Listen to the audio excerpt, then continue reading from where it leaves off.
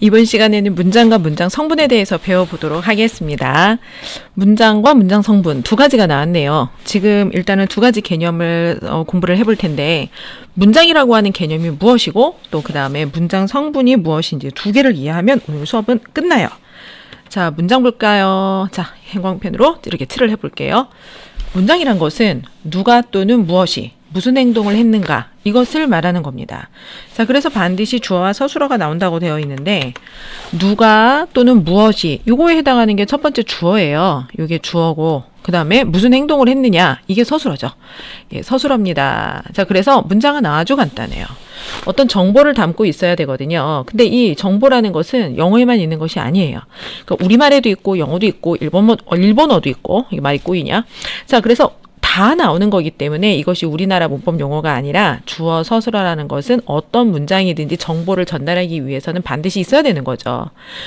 그래서 좀 형태적으로 봤을 때는 대문자로 시작해서 마침표로 끝나는 단어들의 덩어리이다. 자, 문장 맨 처음에 말할 때는 영어에서는 대문자 쓰는 거 알죠, 여러분?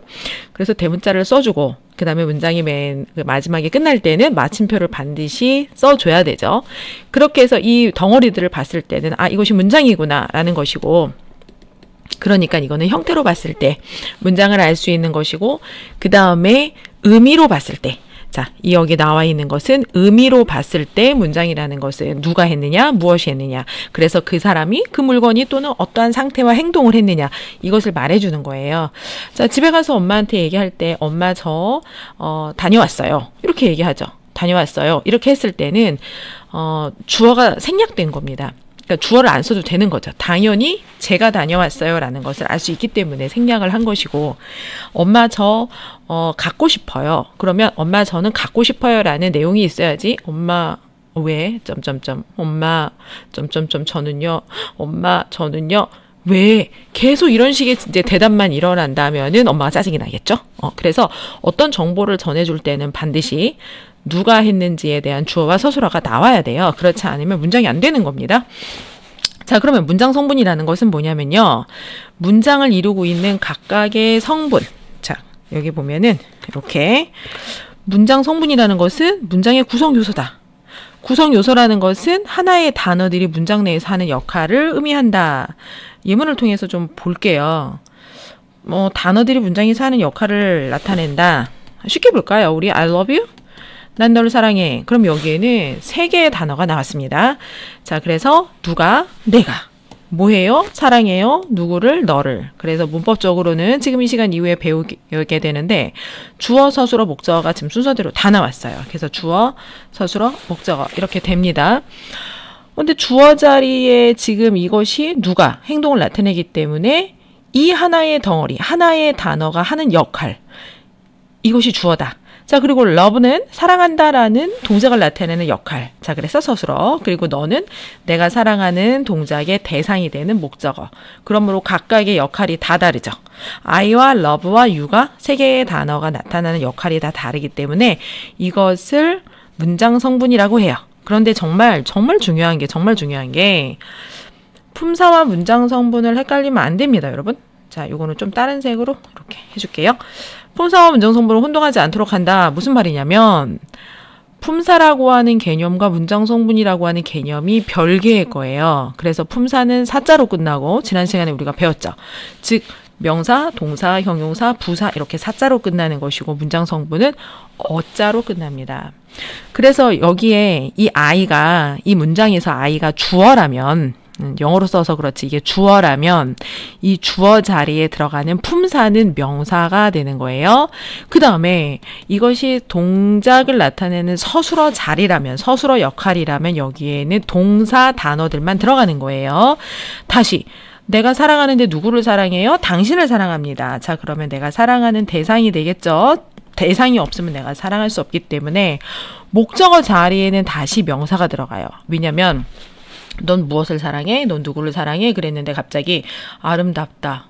이건 말이 안 되죠. 아름답다, 아름다운을 사랑해. 이거는 상태를 나타내는 거기 때문에 쓸 수 없고, 아름다운 것, 이쁜 것, 이건 괜찮아요. 그래서 이 목적어 자리에는 반드시 뭐뭐하는 것이라는 존재를 명확하게 나타내주는 명사. 너를 좋아해? 친구를 사랑해, 아빠를 사랑해, 이런 식으로. 선생님을 사랑해. 이렇게 명사가 들어가야 돼요. 자, 그러니까 이 문장을 비교해 보더라도 여기 명사와 여기 명사는 동일한데 이 같은 명사가 하나는 주어 자리로 하나는 목적어 자리로 들어갔죠. 그래서 이렇게 품사와 문장 성분을 구분을 좀 해 줍시다. 자, 이제 뭐 중요한 거 설명 다 했어요. 볼까요? 다시 볼까요? 자, 주어라는 것은 문장의 주체. 자, 누가 또는 무엇이. 사람이 아니면은 무엇이 될 수 있겠죠. 그리고 여러분이 문장 속에서 주어를 찾는 방법은 문장 속에서 제일 처음 나타나는 명사를 찾으면 됩니다. 처음 나타나는 명사가 바로 주어예요. 자, 그 다음에 주어의 행동을 설명하는 것이 동사, 서술어. 그 다음에 동사의 행동을 하기 위해서 있어야 하는 다른 대상. 동사의 행동을 하기 위해서 있어야 되는 다른 대상이라는 개념을 많이 혼동해요. 그래서 좀 잘 기억을 해둡시다. 동사의 행동을 한다라는 거는 어떤 동작이 일어나죠. 그렇다면 그 동작을 하는 나도 변화가 일어나요. 그러니까 여러분이 공부하는 거 힘들잖아요. 머리도 쓰고 앉아 있어야 되고 그러면서 어떤 행동을 하면 다른 대상에게 영향을 주거든요. 그러니까 내가 물을 마시면 물이 상태가 내 뱃속으로 들어가서 존재와 상태가 바뀌죠. 그래서 그렇게 다른 것이 있어야지만 동작을 할 수 있는 것을 타동사라 그러고 그러한 타동사가 있을 때 목적어가 있어야 되는 거예요. 자, 요거는 예문을 한번 볼까요? I read a book every day. 자, 나는 책을 읽습니다. 그러면 지금 책이 있어야지 읽죠. 선생님 저 읽고 싶어요. 뭐 읽을 것 좀 주세요. 그러면 책을 던져줘야지만 읽는 거지 아무것도 주지 않고 읽으면 되잖아. 이거는 말이 안 되죠. 그러니까 예전에 이런 웃긴 이야기 있잖아요. 배가 고프다고 하니까 그러면 쌀이 없으면 빵을 주면 되지. 이런 말과 똑같죠. 쌀이 없어서 먹을 수가 없는 정도라면 얼마나 가난한 거예요. 근데 빵 살 돈이 당연히 없죠. 그러니까 이거는 가난에 처해보지 않은 사람이 할 수 있는 거죠. 그래서 뭔가를 먹으려면 먹을 거를 줘야지만 그 사람이 먹을 수 있고 읽을 게 필요한데 책이 없으면 읽을 수 없죠. 그런데 선생님 저 심심해요. 읽을 책 주세요. 근데 지금 책이 하나도 없네. 심심해? 그럼 춤춰봐. 그럴까요? 혼자 춤추면 얘 재밌는 애라고 생각을 해볼까요? 그래요? 저 춤춰봤더니 되게 재밌네요. 그래서 조금 지루함이 달래졌어요. 그러면 이 친구가 춤추기 위해서 다른 게 필요 없어요. 물론 이제 배경음악이 있어야지만 춤을 더 재밌게 신나게 출 수 있겠지만 어쨌든 이 주어가 자기의 그 신체만 가지고 주어의 기본적인 자기의 존재만을 가지고 어떤 행동을 할 수 있다 그러면 목적어가 필요 없는 거예요. 자, 그 다음에 그들은 준다 나에게 책을. 자, 그래서 그들이 나에게 주었다, 책을 주었다. 이런 문장도 여기 목적어가 필요한 것이고, 특별하게 이 경우에는 이제 목적어가 2개 필요한 거예요. 자, 그 다음에 I want to study English. 나는 원하는데, 이 경우에는 영어를 원하는 것이 아니라 영어를 공부하는 것을 원하는 거죠. 그래서 공부한다라는 거에 초점을 맞추면은 앞에다가 to를 붙여야지만 영어 공부하다가 아니라 영어 공부하는 것이 되는 거예요. 그래서 이거를 문법적인 용어로는 부정사라고 합니다. 자, 근데 부정사가 지금 잘 모르는 초등학생이나 이제 공부를 좀 안 해본 중학생이면은 좀 생소할 수 있으니까 용어까지는 몰라도 되는데 어쨌든 study는 공부하다인데 to study가 되면서 뭐뭐 하는 것이라는 의미로도 바꿀 수 있구나. 그래서 동사가 어떤 변화를 일으킬 때 그때는 어떻게 한다? 형태를 변화시킨다. 요것만 기억을 해주세요. 그러니까 형태를 어떻게 변화시키는지는 사실 이후에 나와요. 그리고 한 가지 방법이 아니기 때문에 to를 붙일 수도 있고 ing를 붙일 수도 있는데 지금은 형태를 변화시킨다까지만 기억해도 훌륭합니다. 자, 그 다음에 나는 한다. 그가 정직하다라는 것을. 그러면은 이 문장도 목적어가 좀 길게 나온 거예요. 그가 정직하다라는 사실 전체가 나온 거기 때문에 이렇게 문장 전체가 목적어로 들어갈 수도 있구나. 여기까지만 네, 알아두세요. 자, 그 다음에 주격보호라는 게 나오는데 이 주격보호라는 것은 보충한다는 뜻이거든요. 보충. 좀 어려운 단어로 compliment라는 단어가 나왔는데 약자로는 그래서 C라고도 합니다. 그래서 SC와 C는 같은 거예요. 주어를 보충 설명해 준다라는 것은 주어와 한마디로 같다. 그러니까 이 주격 보호라는 것은 주어와 주격 보어가 같다. 그러니까 뭔가 주어 동사를 얘기했는데 그것을 보충해주는 내용이 필요할 때가 있어요. 자, 제일 많이 쓰이는 is, 비동사를 한번 볼게요. 자, 이 비동사 뜻은 여러분들이 뜻이 뭐죠? 뜻이 뭐죠? 물어보면 아주 99%가 이다 라고 이야기를 할 텐데 그러면 해석이 좀 모호할 때가 있기 때문에 원어민이 이해하는 방식으로 선생님이 설명을 해줄게요. 있다라는 뜻이에요. 비동사는 여기 내가 존재한다. 어떠한 것이 존재한다라는 뜻이에요. 근데 있기는 있는데 어떠한 존재로 있다. 그러니까 이 존재라는 것은 우리의 존재는 학생. 강의를 듣는 여러분은 학생. 그리고 저는 선생님이죠. 선생님. 그리고 엄마, 아빠. 이걸 말하는 겁니다. 신분. 그거 어떤 존재로 있다. 그 다음에 두 번째는 어떠한 상태로 있다는 얘기예요. 자, 여러분은 지금 어떤 상태죠? 여기 키 큰 학생도 있을 거고 키가 좀 작은 학생도 있을 것이고 또 스스로의 기준을 가지고 내가 연예인 될 거야? 연예인처럼 이쁜 외모를 가지고 있는 친구도 있을 것이고 아니라고 생각하는 친구도 있을 거예요. 그래서 이 상태라는 거는 형용사를 말하는 겁니다. 상태가 어떤 건지 알겠죠? 그래서 이렇게 어떠한 존재로 있다라고 할 때는 뒤에 이제 명사가 오고 상태를 나타낼 때는 형용사가 와요. 이렇게 써줄까? 상태, 명사는 존재. 자, 그럼 예문을 볼게요. He is good looking and kind. 와, 잘생겼대요.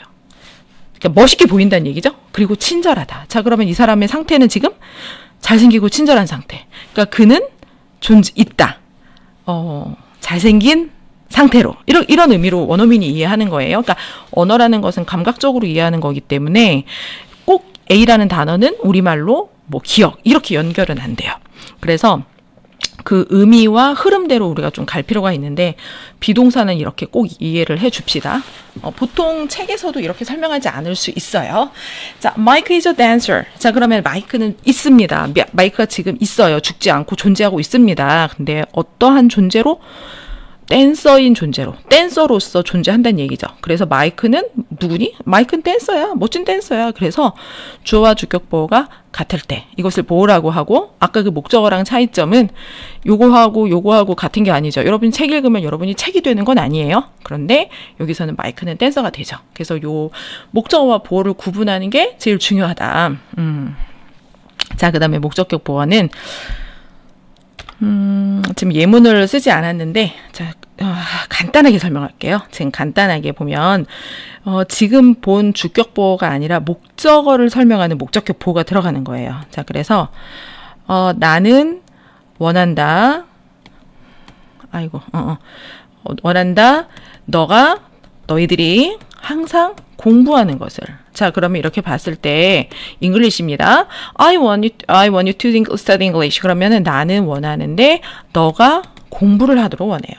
자, 그래서 이때 이 공부는 누가 하는 걸까요, 여러분? 공부 누가 하죠, 지금? 원하는 거는 선생님이 해요. 지금 내가 하는데 공부는 여러분이 해야 됩니다. 그래서 목적어의 동작이나 상태를 설명하는 것이기 때문에 이런 경우에 목적격 보어라고 해요. 그래서 지금 몇 가지 배웠는데 5가지 아주 필수적으로 중요한 걸 배웠고요. 지금 이번 시간에 볼 거는 자, 수식어는 뭐냐면 지금까지 쭉 배운 거는 문장에서 필수로 있어야 되는 것을 배웠죠. 그런데 수식어는 말 그대로 꾸며주는 거예요. 이 수식이라는 말이 꾸며주는 겁니다.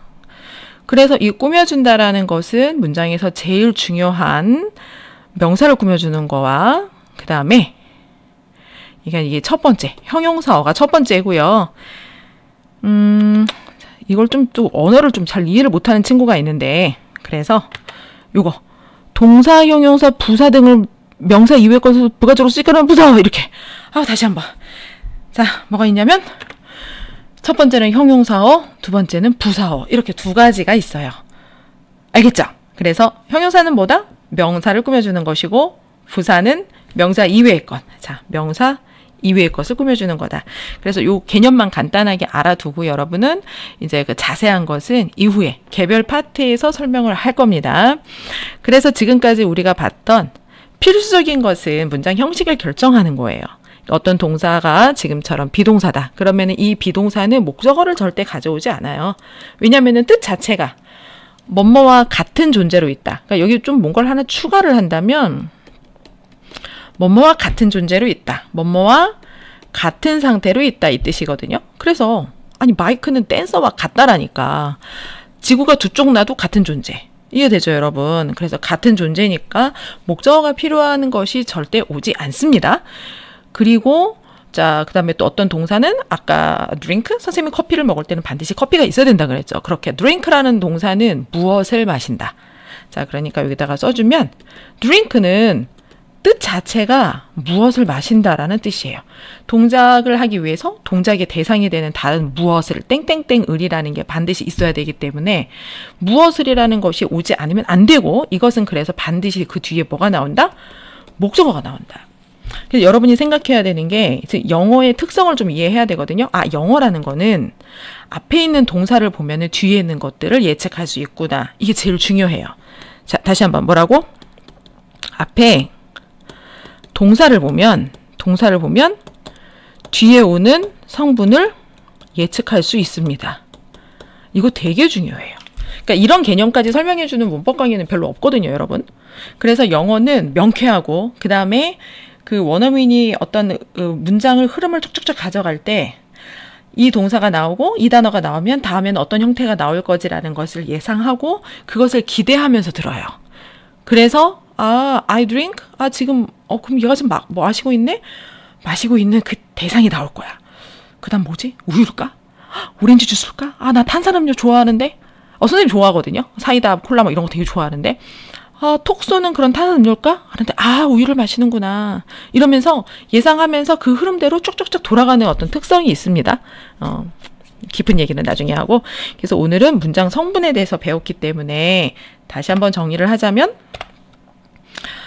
문장과 문장 성분은 다른 개념이다. 자, 문장은 반드시 주어 서술어로 되어 있고 주어 서술어가 없으면 문장이 아닙니다. 자, 그 다음에 두 번째는 품사와 문장 성분은 반드시 구분하도록 합시다. 헷갈리지 마세요.